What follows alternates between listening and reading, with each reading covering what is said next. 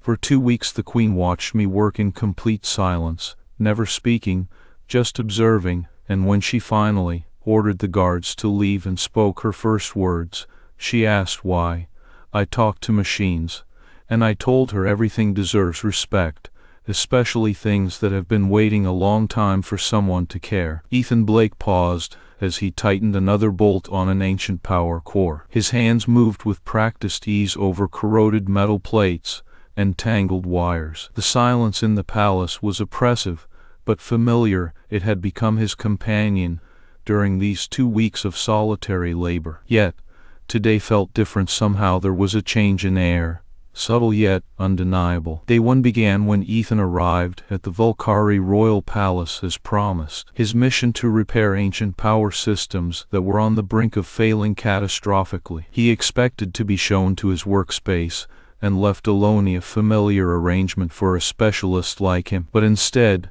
Queen Lyris appeared before he could even step inside. "I am here," she said simply, her eyes sharp and unyielding as they followed Ethan's every move with an intensity that was both daunting and intriguing. The rest of the day passed in silence. Ethan worked meticulously, mapping out the damaged systems while noting where repairs were needed most urgently. The queen watched from a distance, occasionally moving to better angles, without ever speaking or giving any instructions. Her presence didn't distract him. It felt almost like she was part of his work environment. On day 3, Ethan began talking aloud to himself and the machinery as he worked. "Come on, you stubborn thing," he murmured softly when a particularly complex circuit refused to cooperate with his tools. "I know you want to work." It helped him stay focused and reminded him that every piece had its own story. The queen's watchfulness grew more intense over time. By day 7,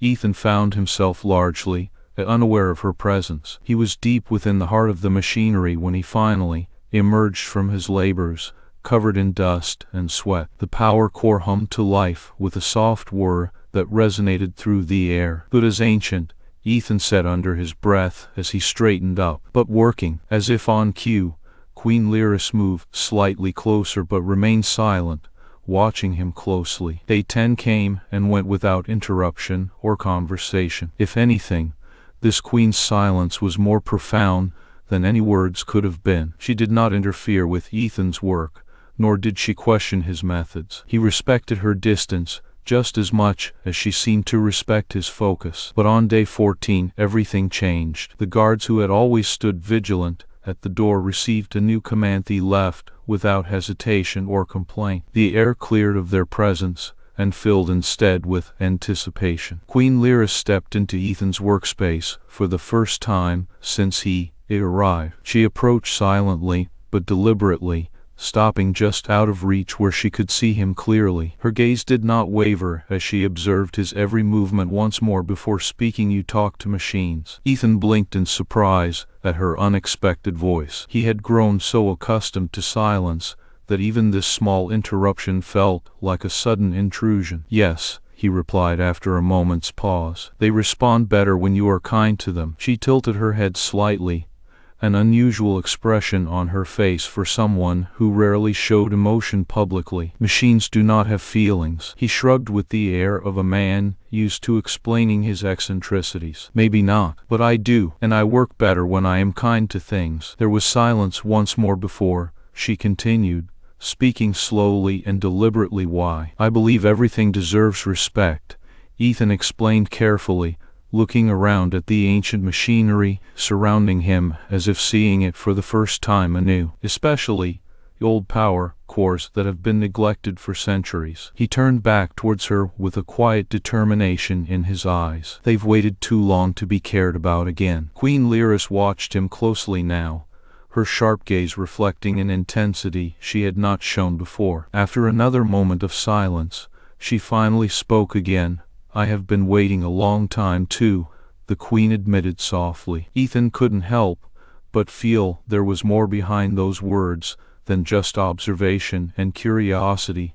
He sensed an underlying meaning that went far beyond their current situation. The conversation hung in the air between them, neither fully understanding yet both intrigued by what might come next. Ethan paused in his work, hand hovering over a particularly intricate circuit he was about to repair. The air seemed charged with anticipation, and it wasn't just from the looming deadline of the project. For 2 weeks, Queen Lyris had observed him silently, her presence both comforting and unsettling. They felt different. "Why are you doing this?" she asked suddenly, breaking the silence that had been their constant companion for days on end. Ethan turned to look at her, surprise etched into his features, but quickly replaced with a calm focus. "I am here because these systems need fixing," he replied evenly, eyes narrowing slightly as he assessed the integrity of an exposed wire before him. "Why do you fix them?" She pressed further, moving closer without altering their unspoken boundary of space between them. He straightened up, wiping his brow with a cloth stained from days' worth of grime and sweat. "Machines make sense," he explained after a moment's pause. "You treat them right, they work. You neglect them, they fail." She studied him intently before nodding slowly. "And people? People are more complicated." His response was matter of fact. Her sharp eyes softened just slightly at that statement. She almost smiled but didn't quite manage it. "Yes," I agreed softly. "They are." Ethan returned his attention to the machinery, carefully wrapping a damaged cable before turning back to her with curiosity in his brown eyes. "Do you find people exhausting?" he ventured hesitantly. She tilted her head again, considering him closely. "Sometimes." Her voice was thoughtful now, as she stepped closer still. The distance between them had narrowed significantly over the past week, but it felt like today marked a new phase of their interaction. She continued, "I have ruled for 50 years. In that time, every word spoken to me has had an agenda behind it. Every smile has wanted something." He met her gaze steadily without flinching or trying to read more into the statement than she intended him to. "You do not want anything," Queen Lyris stated more as a fact rather than an inquiry. Ethan shrugged with a nonchalant air, though beneath that exterior his mind was racing. "I am here because I need to fix your power systems." His voice remained calm and steady despite the unaccustomed nature of their conversation. "That is all you want?" she asked again, inquisitively. "Fixing things," he replied simply, with a shrug, turning back towards one particularly worn component. He continued, "I am an engineer by trade. That's what I do." She moved to sit on top of an ancient piece of machinery near them, and watched him work more closely now that there was no wall of silence between them. She studied his hands as he worked with meticulous precision, every motion precise and deliberate. "You are the least complicated person I have ever met," she commented quietly, after a moment's observation. Ethan paused mid-action to look up at her in surprise, before turning back towards what had been doing without really responding directly, other than giving her an almost bemused smile. He wasn't sure if that was intended as praise or something else entirely. "Thank you," Ethan offered tentatively, unsure of how exactly she meant it, and unable to shake the feeling there might be layers beneath her straightforwardness he hadn't yet figured out. Her lips curved in a small laugh that surprised both of them. "I meant it as a compliment," she clarified after another moment's hesitation. Her eyes were kinder than usual now, but held their customary sharp intelligence too. "You are restful." She seemed to be choosing her words carefully before continuing. "For 2 weeks, I watched you work, learned about how focused and devoted you are." A small pause, as if considering something deeply personal. Then she added gently, "You talk kindly to machines, which is a rare quality." Ethan was taken aback by the unexpected warmth in her tone and words. He realized that perhaps he had underestimated this queen's ability to understand others, especially those who were different from what she knew. She looked directly into his eyes. "Then I spend my life surrounded by people who never stop talking. You are the first person in 50 years who made me want to speak first." It took Ethan a moment to process that revelation before he managed an almost embarrassed smile, glancing away momentarily, as if unsure how exactly to handle this new development. "I am honored," he offered tentatively, after another brief pause. Queen Lyris laughed again. "You have no idea how to handle this," she pointed out wryly, but without malice. He admitted, "Not really." She stood up, her movements graceful and deliberate despite the gravity of their conversation. She extended a hand towards him, as if inviting him closer.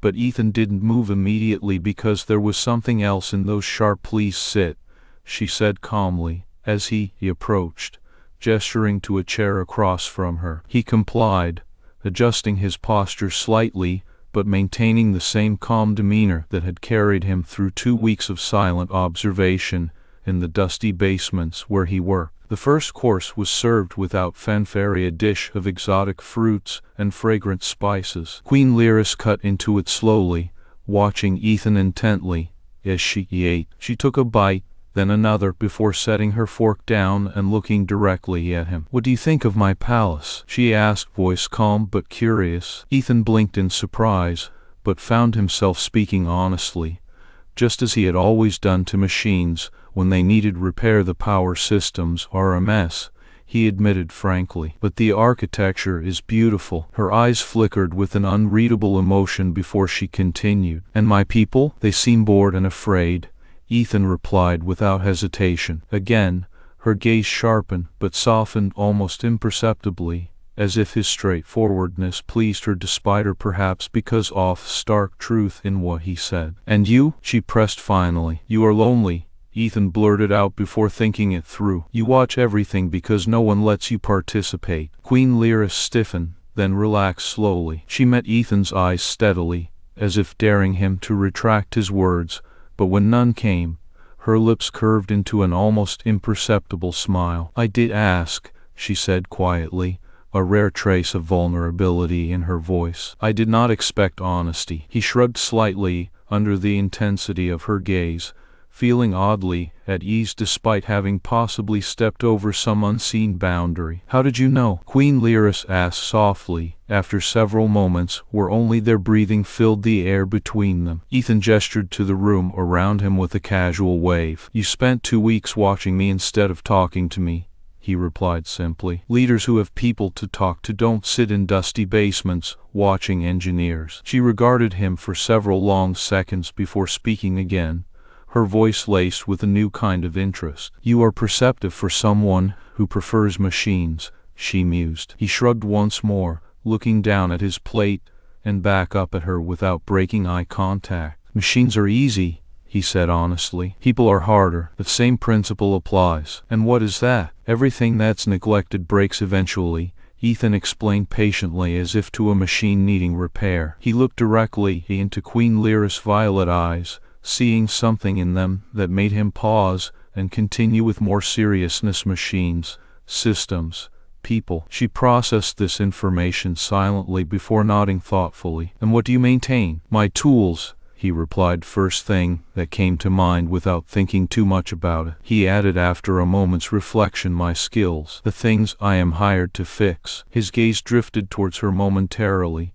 then focused back on the table, but not before she caught him looking and seemed intrigued by his next words. "The people who let me be myself around them," he clarified firmly, meeting her eyes again with no hint of self-consciousness despite knowing how unusual it was for a human to speak so freely in front of royalty. Her reaction would be interesting either way, but he couldn't help feeling strangely honest in this moment between them. She held his gaze unwaveringly, as if considering these words deeply before she stood up suddenly, moving around the table with grace that spoke of years spent practicing such movements, even without a guard present to guide her actions. She stopped beside him and bent down slightly so their eyes met levelly, across inches rather than feet or more. "You are the strangest human I have ever met," Queen Lyris said softly but surely, almost as if testing something in herself for which she had no words yet. He looked up at her steadily without flinching. "That good?" he asked hesitantly,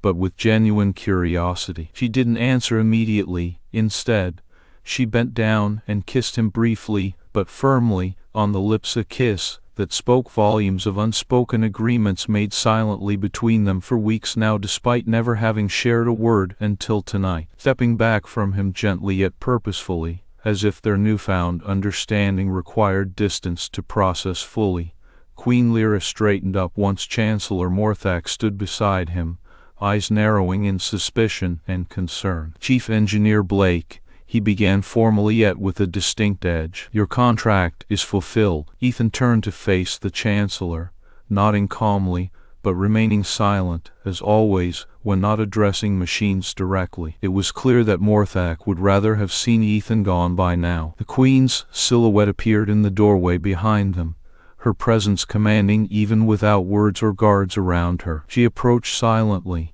and took a deep breath before speaking for what seemed like the first time to him this morning. "Chancellor," she greeted formally, but with an undercurrent of authority that left no room for argument. Morthak's eyes darted nervously between Lyris and Ethan, clearly sensing something significant in the air despite his usual confidence. The Queen continued without pausing. "Chief Engineer Blake has completed his contract on time," she stated firmly. "However, I have a proposition to make." Ethan felt Morthak stiffen beside him as if bracing for impact. "Chief Engineer, no. Let's call you Ethan. You will remain here permanently." She paused, letting the words sink in before continuing with a softer edge that caught both men off guard. "Royal Chief Engineer," she clarified, "your task is to maintain everything." Morthak sputtered indignantly, but Lyris silenced him with an icy glance and a sharp intake of breath. "He already does," she stated firmly, her gaze never wavering from Ethan's face. The older man stepped back slightly, clearly outmaneuvered for once in his life. It was rare to see the Queen act so decisively against one of her own councilmen, especially regarding such a significant matter as foreign workers within their ranks. But it seemed clear that she had made up her mind after 2 weeks of observation. Ethan looked at Lyris, studying her expression with curiosity and a hint of respect for how well she knew him without having to speak to him directly all this time. He could see it in her eyes, the weight of 50 years of solitary rule behind them now shifting slightly toward an unexpected alliance. But something still nagged at him about what was truly being offered here. "I have conditions," Ethan said bluntly, meeting Lyris' gaze steadily despite their differing worlds and cultures. She regarded him closely before nodding slowly in acceptance. "What are your terms?" He hesitated only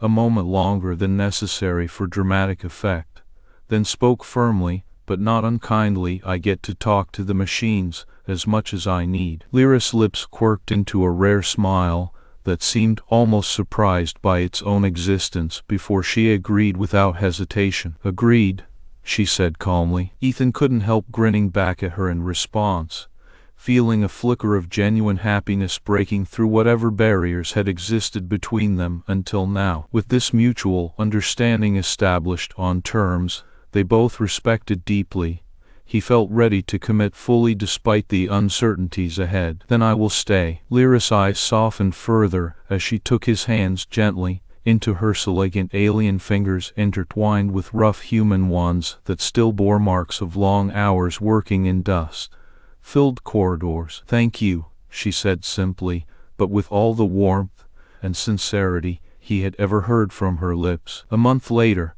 it became clear how much influence Morthak's loss would have on their palace dynamics as secret schemes crumbled under new oversight. The place ran smoother than anyone expected since Ethan's arrival. Systems repaired, architecture maintained, even spirits lifted among people who no longer felt watched but cared for instead. Years passed and whispers circulated about the human engineer who managed it all alongside Queen Lyris herself. When someone asked how they came together, she replied with a rare softness in her voice, "I watched him for 2 weeks. Then I invited him to dinner." Ethan added his own commentary, always with that trademark grin of his, something new and genuine under years of dust and gears. "She spent 2 weeks not talking to me," he'd say fondly, earning a playful hit on the shoulder from Lyris, which turned into her watching him catch her hand instead before kissing it gently. Some things never changed, not in terms of what was important anyway,